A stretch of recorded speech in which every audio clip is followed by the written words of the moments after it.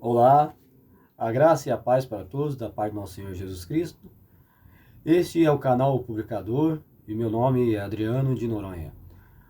Hoje convido vocês aí a estarem considerando comigo um tema interessante: as testemunhas de Jeová e as falsas interpretações da Bíblia.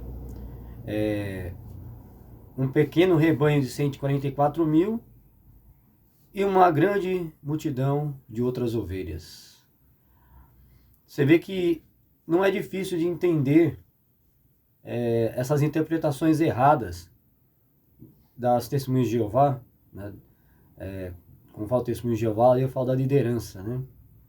Nas testemunhas de Jeová, o corpo governante ali, que se dizem ser o restante ungido, né? O escravo fiel e prudente. Nós vemos aí que eles interpretam de maneira equivocada vários textos bíblicos. E quando você para de ler as publicações das testemunhas de Jeová, a sua mente ela se abre, né? É interessante notar que eles dizem que existe um pequeno rebanho, que seria o restante ungido aqui na terra, que representa lá os 144 mil de Apocalipse, e uma grande multidão de outras ovelhas, né? Jesus falou que tinha outras ovelhas, né? E eles dizem que são lá a grande multidão, né? Mas antes disso existia outra interpretação sobre esse assunto, né? Que muitos aí que são estudantes agora, né? Daí, às vezes vai ver no canal, às vezes vê um vídeo do canal, às vezes manda comentários sem ter entendimento nenhum, né? Às vezes tem pessoas que até tem bastante tempo dentro das testemunhas de Jeová e não conhece essa história. Está dentro das próprias publicações delas, né? Mas elas não sabem desse fato aí, né? O quanto eles mentiram, o quanto eles enganaram, né? É interessante, estou aqui com minhas anotações aqui. Então, aqui o pequeno rebanho, que é descrito lá em Lucas 12:32, né? Seriam esses os 144 mil de Apocalipse? E quem são as outras ovelhas de João 10:16? Seriam a grande multidão, também de Apocalipse? O interessante é que o pequeno rebanho, na realidade, é composto por judeus naturais ou carnais, que aceitaram o chamado para serem discípulos de Cristo e eram realmente poucos, né? Porque muitos judeus eles rejeitaram o convite de Cristo, né? Jesus até faz lá uma ilustração, né, do noivo lá, que ele manda convidar lá determinadas pessoas, elas não vão, e ele fala para qualquer um que estivesse passando pela rua lá que chamasse para o casamento.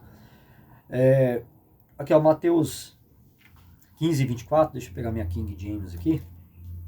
Mateus 15, 24. Jesus, ele mesmo fala aqui, né? Quando ele está conversando com a mulher samaritana lá, ele diz assim, ó: ao que Jesus replicou: eu não fui enviado senão as ovelhas perdidas da casa de Israel. Então Jesus, ele não veio pregar para gentios, ele não veio para pregar para pessoas de outras nações. Ele veio pregar para os judeus, né? Daí diz, ó, que os judeus, então, esses que aceitaram o convite de Jesus, eram um pequeno rebanho. Por que um pequeno rebanho?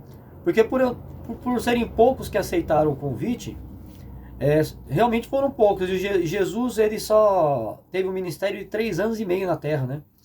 O próprio corpo governante, ele diz isso nas publicações lá, né? Que os próprios discípulos de Jesus fariam obras maiores, né? Jesus falou isso. Que os seus discípulos fariam obras maiores, né?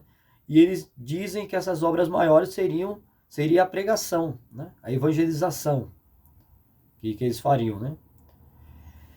Então, o pequeno rebanho é os judeus carnais, foi aqueles para quem Jesus pregou, que foram poucos, né?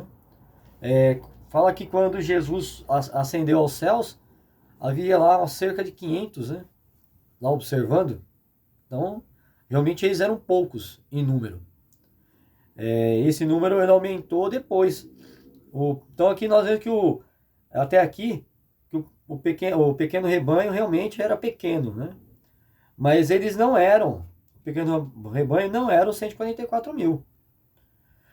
Porque, na verdade, você vê que só as testemunhas de Jeová pegam arbitrariamente esse texto de Apocalipse, falando sobre os 144 mil, porque lá fala que eles não se poluíram com mulheres, né, são virgens, isso e aquilo. Tudo aquilo, o corpo governante coloca como simbólico. A única parte literal é o número, 144 mil. Né? Como que eles sabem que esse número já fechou? Nem eles mesmos conseguem. Você vê que agora aí, eu tava vendo aí 2022 aí, na comemoração deles lá da morte de Cristo, 21 mil pessoas tomaram dos emblemas lá, tal. Então, o que acontece que não fecha, né? E nenhum estudioso da Bíblia pega esse texto como sendo literal, mas sim simbólico. Porque fala que eles seriam as primícias, né? Os 144 mil seriam as primícias. O que é as primícias? Os primeiros, né? E lá naquele tempo, lá nós sabemos que eles davam a primícia da colheita lá dos grãos, né? Dos frutos. Os primeiros frutos era ofertado a Jeová. Então esses 144 mil são os primeiros, né? As primícias daqueles que irão para o céu. Todos os cristãos irão para o céu, mas esses eram as primícias que iriam para o céu, né?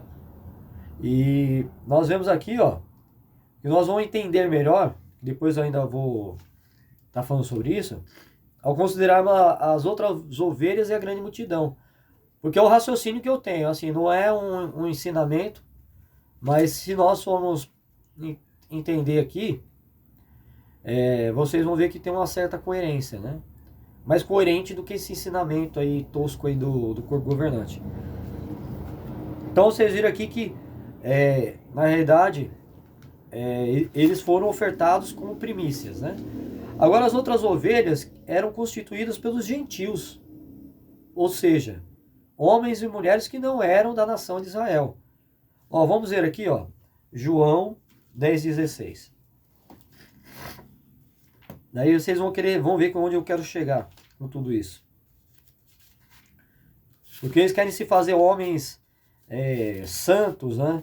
Uma classe distinta dos demais, né? Eles dizem que não são igual à Igreja Católica, que tem um papado, mas eles se tornam, sim, homens mais importantes que mandam e desmandam na tua vida e você achando que você tem que obedecer porque eles são usados por Deus, e não são. Jesus ele disse assim, ó, ainda tenho outras ovelhas que não são deste aprisco, as quais devo da mesma maneira trazer. Elas ouvirão minha voz e haverá um só rebanho e um só pastor. Já por aí, vocês vão... Notem aí, ainda tem outras ovelhas. Quem eram essas ovelhas? Os gentios. Não é a grande multidão lá que eles dizem. Eram os gentios, porque eles não eram do mesmo aprisco, do mesmo rebanho, do mesmo curral dos judeus.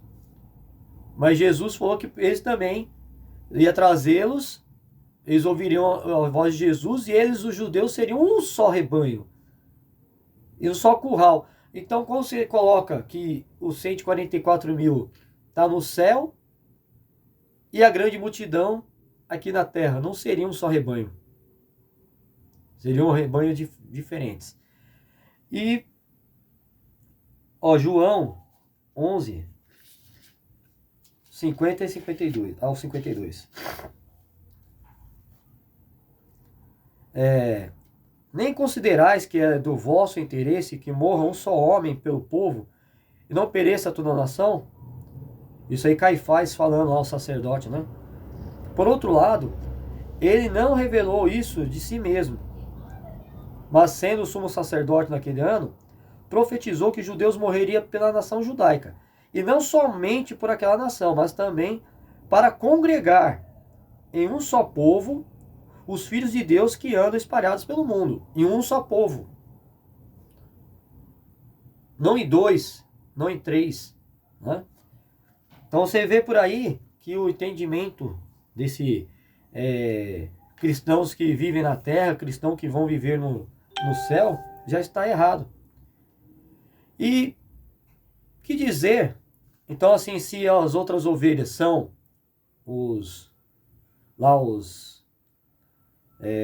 aqui que eu me perdi, os gentios, tanto é que Cornélio, né, foi ungido, né, com o Espírito Santo, foi o primeiro a receber, né, se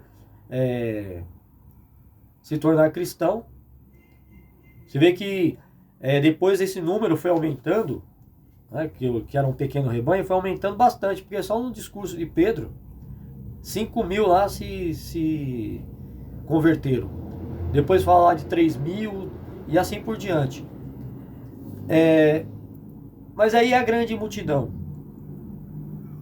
Os estudantes da Bíblia, eles acreditavam que a grande multidão era composta de cristãos que, por serem negligentes ao chamado para serem dos 144.000, eles teriam que passar pela grande tribulação para se tornarem limpos e assim irem para o céu, mas seriam um cristão de segunda classe. Esse era o entendimento lá de Russell com os cristãos lá, com os primeiros estudantes da Bíblia. Então, eles eram os 144.000, olha o entendimento deles, da grande multidão. Eram cristãos que foram chamados para ser dos 144.000. Mas por um motivo ou outro, eles deixaram de ser totalmente limpos. Daí eles têm que passar pela grande tribulação para assim serem aceitos no céu. Mas não sendo mais de 144.000, não vão sentar em tronos lá para reinar com Cristo, né? Daí vocês vão ver a manipulação dessa seita já desde o comecinho, né? Desde Russell lá com 1914, que seriam levados para o céu, depois não aconteceu, daí para a sorte deles houve a grande guerra lá, né, a Primeira Guerra Mundial, e salvou ele, né? Aí ele falou, tá vendo? Eu falei que aconteceu alguma coisa em 1914, né? Que lindo. Mesmo depois da morte de Russell, né, lá, esse entendimento da grande multidão ser celestial, mas cristão de uma segunda classe. E a divisão que houve ali, né, entre os estudantes da Bíblia, aqueles que ainda ficaram lá, um a favor dos ensinamentos de Russell, né, que se desligaram da torre de vigia, e aqueles que ficaram leais ao Rutherford. Esses que ficaram leais ao Rutherford, também até então ainda eram estudantes da Bíblia, eles, até meados de 1930, eles continuavam com esse conceito. Mas o que houve para que tivesse essa mudança, né? Agora a grande multidão não fazer mais parte, né, celestial, mas aí agora foi também rebaixada, agora é na terra. Caiu para a segunda divisão, agora é na terra. Os estudantes da Bíblia, eles acreditavam o seguinte, já para começar, a pregação não era para juntar a grande multidão. A pregação deles era para juntar os remanescentes dos 144.000 ainda na terra, né? Os que viveriam na terra só seriam ensinados e teriam assim a chance de viver na terra quando começasse o milênio. Daí fala que os dignos da antiguidade lá, Noé, Jó, esses que ensinariam as pessoas aqui na terra no milênio, eles teriam essa chance depois no milênio, porque até então o convite era só para os 144.000. Mas aí o que acontece? Os estudantes da Bíblia lá, leais a Rutherford, o que acontece? O Rutherford, né, com a sua honestidade, o que ele fez? Ele percebeu que em 1930, que aqueles que deveriam ser o remanescente dos 144.000 já passavam de 147.000. Agora, como explicar? Se eram 144 mil. Né? E aqui só tinha um restante. Como que se chega a 147 mil pessoas, estudantes da Bíblia? Né? Daí você faz uma conta. Aí depois vocês vão entender por que onde eu quero chegar. Ele fez o seguinte. Num congresso lá, ele começou a falar sobre a terra, né? Como a terra era boa, não sei o que lá. E aqueles que gostavam da terra. Daí ele pediu para aqueles que gostassem da terra, aquela coisa toda, que se levantassem. Daí quando uma grande parte do pessoal lá no auditório se levantou, ele pegou, aproveitou a deixa e disse assim: eis a grande multidão. Resolveu o problema dele. Resolveu o problema dele. Enganou um monte de gente. Que até então eles não se preocupavam com a questão da grande multidão, né? Mas como eles viram que não tinham o que fazer, né? Porque muita gente ia perceber isso, ele jogou essa, que a grande multidão era composta daqueles que estavam ali. Agora, imagine se Russell tivesse vivo ainda. Ele também ia ter que resolver essa questão, né? Ele ia ter um grande problema também. Como que será que ele ia se virar, né? Será que ele faria a mesma coisa? Talvez sim, né? Agora é onde eu quero chegar, a questão lá das primícias, que eu falei no comecinho aí. Eu penso assim, porque ó, uma conta rápida. De 1870 a 1930 foram 60 anos. Se nesse período dos estudantes da Bíblia, de 1870 a 1930, eles conseguiram chegar à marca de 147 mil, se esse 144 mil fosse um número literal, será que lá no primeiro ano do cristianismo, os primeiros anos do cristianismo verdadeiro, eles não teriam alcançado esses 144 mil facilmente? Sendo que a pregação lá de Pedro, como eu falei, né, 5 mil ali, mais 3 mil ali, e eles estavam perto, né, de Jesus. Daí depois, mesmo Jesus morrendo, estavam os apóstolos aí que tiveram com Jesus, os discípulos, né? E daí você pega lá, da época que Jesus morreu, até quando João estava preso lá, em 96 a 100, né? Daí você coloca lá de 30, 33 era comum, a 96 era comum. Quantos anos se passaram? Será que eles não teriam alcançado essa marca de 144 mil? Sossegado. Sossegado. Então, é um raciocínio falso, né? Então, foi isso que eles fizeram, né? Ele fez. Foi uma ideia estupenda. Acabamos com o problema. E é interessante que os estudantes da Bíblia hoje, né, até tem alguns que saíram das Testemunhas de Jeová e foram ser estudantes da Bíblia. Trocaram 6 por meia dúzia. Acreditam ainda nisso, né? Que eles estão aqui para ainda convidar esses que são remanescentes de 144 mil, né? E o restante da humanidade não vão ser julgados agora, né? Não vão ser destruídos no Armagedon, eles vão esperar a sua oportunidade no milênio. Daí as pessoas vão ser esclarecidas, que daí não vai haver mais religião, né? É só o reino de Cristo. E nesse reino de Cristo eles vão ter oportunidade de aprender sobre o reino, né?